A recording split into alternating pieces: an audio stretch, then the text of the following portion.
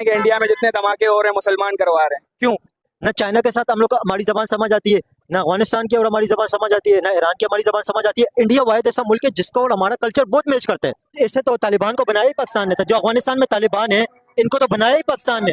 आप हिस्ट्री अगर देखें, मैं तो ये कहता हूँ कि इंडिया हमें खरीद ले। मैं तो कहता हूँ कि 2-4 बड़े बड़े लीडर जाएं, मोदी के पैर वगैरह पकड़ लें और उनसे कहें कि हमें उठ लो, हमें रख लें। यानी जो 1947 में हुआ उसे छोड़ें, कोई मसला नहीं है। गलती हो गई हमसे। हाँ, गलती हो गई है, दोबारा से हम इकट्ठे रहते हैं, कोई मसला नहीं है।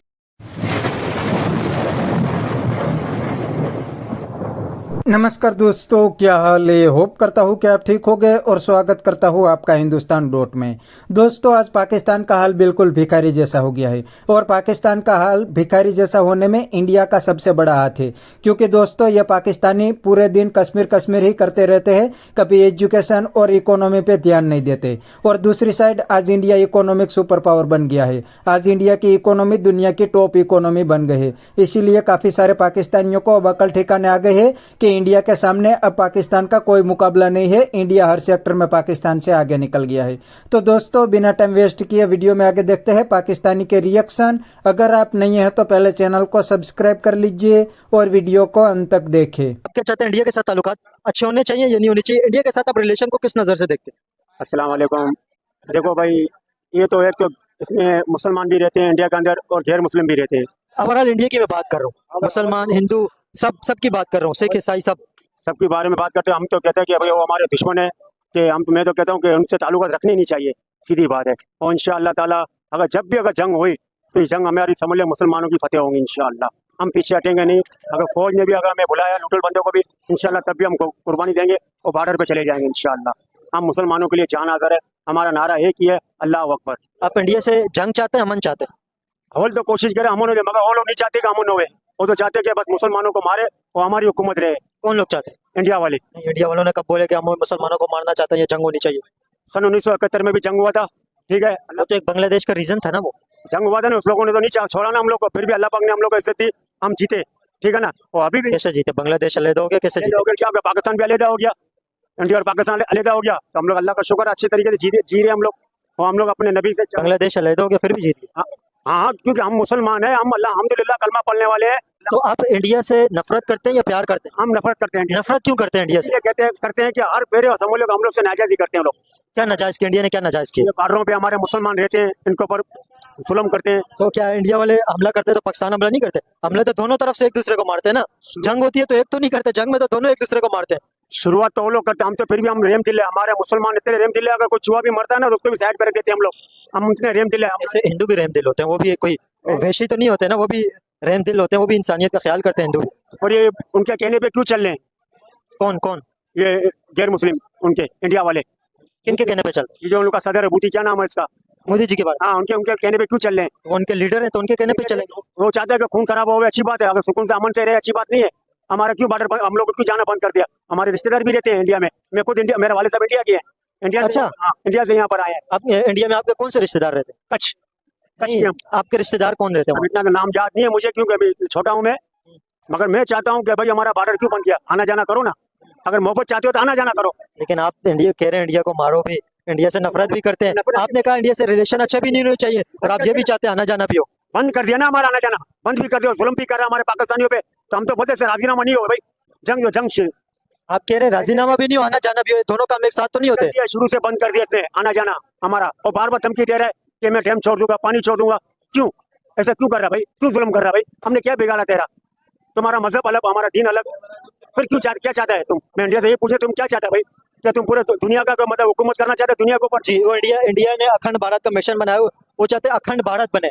अखंड भारत के अंदर पाकिस्तान, अफगानिस्तान, नेपाल, बांग्लादेश, भूटान और इसके अलावा ईरान तक, ये सारे बॉर्डर वहां तक जाते हैं। अखंड भारत चाहते हैं। तो हम अपना दीन छोड़ देवे उनकी हुकूमत के, उनके कहने पे हम लोग चले, अपना दीन के रास्ते पे नहीं चले हम लोग। उनका कहना यही है ना कि भूतों को मानो, हम अपने नबी को नहीं माने, अपने अल्लाह को नहीं माने। अव्वल अल्लाह, हमारे नबी प्यारे, और इंशाअल्लाह उनके लिए हम सर कुर्बान कर देंगे मुसलमान सारे, अल्लाह की मदद से। तो इंडिया से ताल्लुकात अच्छे होने चाहिए या दुश्मनी होनी चाहिए? ताल्लुकात तो हर किसी से अच्छे होने चाहिए, और इंडिया तो हमारे हमसाया है। इस तरह अफगानिस्तान भी है, जो आजकल हालात बहुत ख़राब है। सबके साथ अमन के साथ रहना चाहिए। ये सफारती ताल्लुकात हो या तिजारती ताल्लुकात हो, सब अच्छे होने चाहिए। क्या चाहते हैं? क्यों इंडिया से ताल्लुकात अच्छे होने चाहिए, और इंडिया से ताल्लुकात का क्या फ़ायदा है, किस वजह से होने चाहिए? फायदा तो ये है कि वहाँ पे भी मुसलमान पाकिस्तान से ज्यादा रह रहे हैं। दूसरी बात, तो ऐसे तो यहाँ पे पाकिस्तान के अंदर हिंदू भी तो रहते हैं, हिंदू भी रहते हैं, वहाँ मुसलमान जो रहते कम है, पाकिस्तानी हिंदुओं की आबादी कम हो गई है, लेकिन रहते हैं हिंदू पाकिस्तान में। हैं। दूसरी बात ये है कि ये पहले एक हिंदुस्तान था, ये तो ब्रिटिश ने अलग कर दिया, तो हमारे तो उनसे पुराने रिश्ते हैं, वो तो खत्म नहीं होने चाहिए ना। आपको एक मजे की बात बताऊं, आपकी कास्ट क्या है? मेरा जैसे मिसाल के तौर पर राजपूत या शेरवर्दी, इस तरह की बात कर रहा हूँ, क्या कास्ट है आपकी? पठान हूँ। पठानों में क्या कास्ट है आपकी? पठानों में पठान होते हैं। आपको पता है इस खित्ते के जो लोग हैं, इस पूरे हिंदुस्तान खित्ते की बात करूं, बांग्लादेश, पाकिस्तान, भूटान, नेपाल और इसके अलावा अफगानिस्तान तक, ये सारा जो खित्ता है, यहाँ पे इस खित्ते के जो लोग हैं, पहले की बात करूं, 4-5 नस्लें पहले, 200-300 साल अगर पहले जाए, यहाँ पे सब हिंदू रहते थे। जो यहाँ पे जितने भी मुसलमान हैं पहले हिंदू थे। आपने मौलाना तारिक जमील के एक बयान सुने, वो कहते हैं कि मेरे दादा जो थे वो ख्वाजा अजमेर जो हैं इंडिया के अंदर, उनके हाथ में मुसलमान हुए थे। तो कहीं ना कहीं ये इस खित्ते के अवाम सारे एक ही हैं।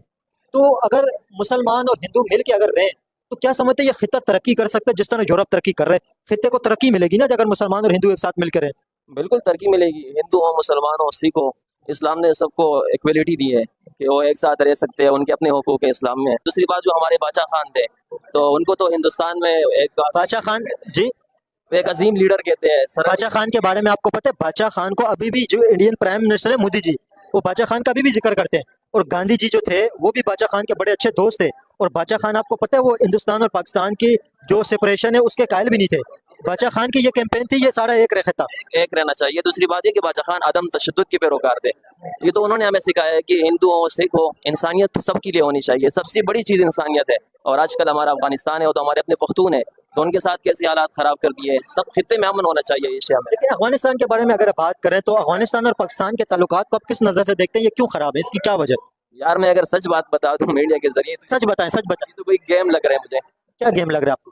जैसे पहले अफगानिस्तान में तालिबान की हुकूमत आई, तो यहाँ से पाकिस्तान से हमारे इमरान खान ने भी कहा था और उनको शाबाशी भी दी थी कि उनकी हुकूमत आई है।